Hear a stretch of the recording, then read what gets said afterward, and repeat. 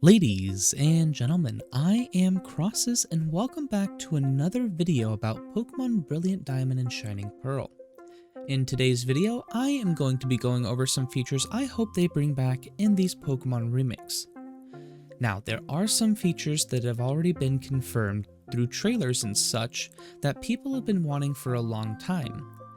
Things such as the underground, secret bases, the Poketch, ball seals, and probably the biggest one, walking with your Pokemon. So, in today's video, I'm going to be going over features I hope return in the remakes that as of the making of this video have not been revealed. All features are something that are viable to the games, and in my mind have a good chance of making a return. Now before we go any further, I would like to remind you to like this video and subscribe if you haven't done so already, and turn on notifications because I will be streaming Pokemon Brilliant Diamond and Shining Pearl when they do release in just a little over a month and a half. But now without further ado, let's get into this video. The first thing I hope they bring back are Mega Evolutions. I don't know about you guys, but I was a fan of Mega Evolutions. I thought they were a refreshing feature that brought life back into some older Pokemon, or Pokemon who just didn't get a lot of attention when they were released. Pokemon such as Mawile, Sableye, and Audino. But it also gave the developers a chance to go back and improve upon some Pokemon. Pokemon such as Gengar. More specifically, Shiny Gengar. Now, normal Shiny Gengar doesn't change too much. It is really just an off purple color. But when it Mega Evolves, it goes from this off purple color to a ghastly white color. Then there's Garchomp. Again, it's with its shiny form, going from an off blue color to a bright pink Landshark. I feel like bringing back Megas would give life to some Pokemon that were introduced in this region. I'm thinking a list of viable Mega Evolution recipients would be, Magnezone, Rhyperior, Probopass, Tangrowth, Yanmega, Dusknoir, Porygon Z, Electivire, Magmortar. All of these Pokemon were introduced in Generation 4 as evolutions to already existing Pokemon. So I think it would be a cool nod to give them Mega Evolutions in the remakes so they yet again get another evolution. Next on my list are actual in-game events for mythical Pokemon. This generation had quite a few mythical Pokemon: Manaphy, Darkrai, Arceus, and Shaymin. Now back in the original games, there were events coded in-game for 3 of the 4 Pokemon. For Darkrai, you would obtain the member card key item. Then you would head over to Harbor Inn in Canalave City, where you would meet a strange man, have a nightmare, and then travel to New Moon Island, where you could capture Darkrai. After which, you would awake from your nightmare with Darkrai in your party. Now, I remember doing this back in Pokemon Platinum, and I had a ton of fun with it. Then, you had Shaymin's event, where you would obtain Oak's Letter. If you then headed out to Route 224, at the end of the route, you would find Professor Oak standing next to a rock that looks out of place. If you were to then inspect the rock, the Sea Break path would appear, and you can travel all the way down until you hit Flower Paradise, where you can then catch Shaymin.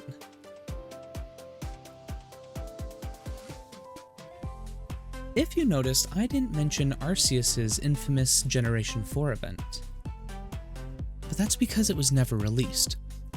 What was supposed to happen is you were supposed to receive an item called the Azure Flute, and then head back up to where you fought Palkia or Dialga, where then some stairs would appear. You would then walk up to them and battle Arceus. Now instead, I had a different idea for encountering Arceus in this game. And that ties in to this next thing here.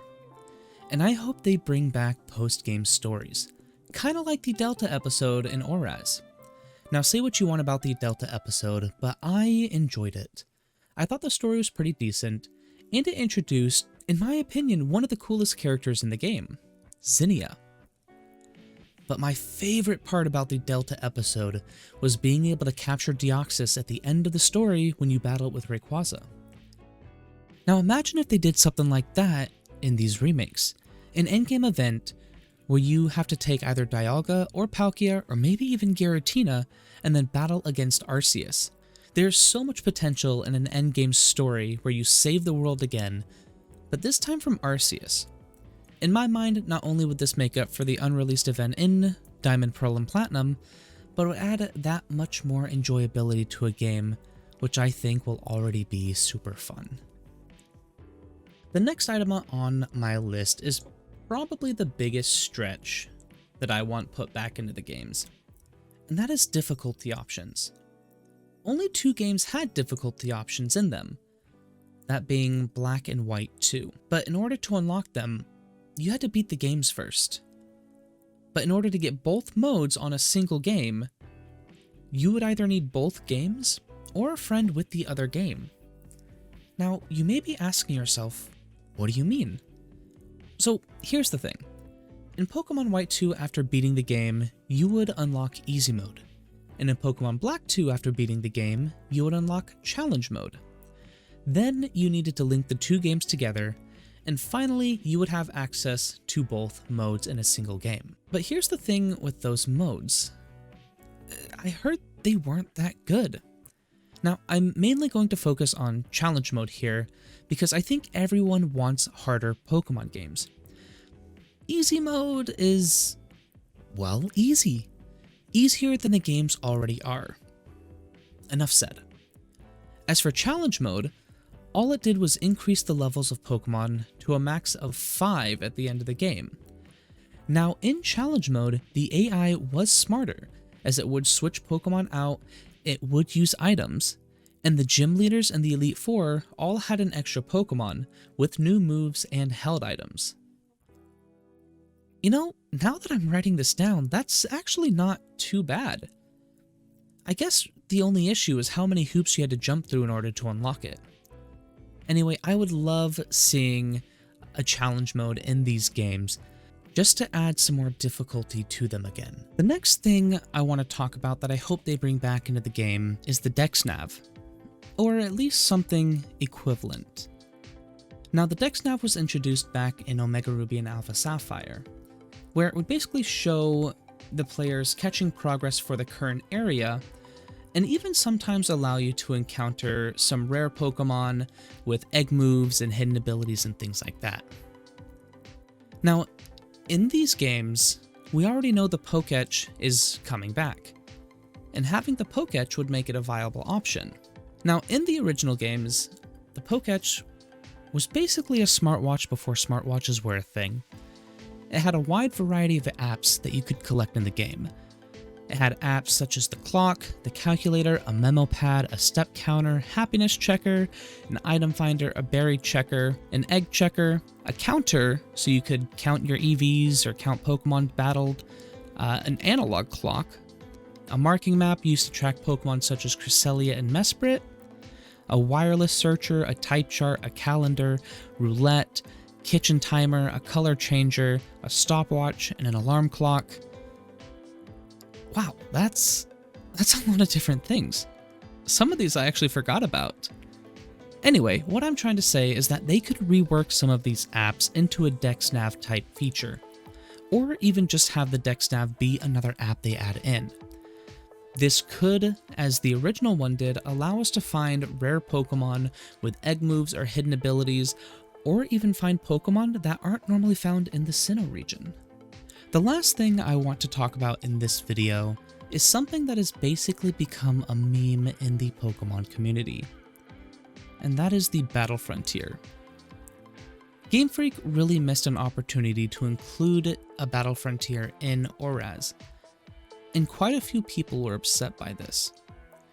I don't usually get mad or upset with decisions made in game development, but what I can say is that when I beat ORAS, I really was expecting to go to a Battle Frontier, but didn't. And I'm not gonna lie, I was disappointed in this. I am hoping with these remakes, they bring back the Battle Frontier. This would provide so much post-game content, even if they only bring back a few of the battle facilities. The original Generation 4 games had 5 facilities that you could battle in, all with different rules or gimmicks to make them fun.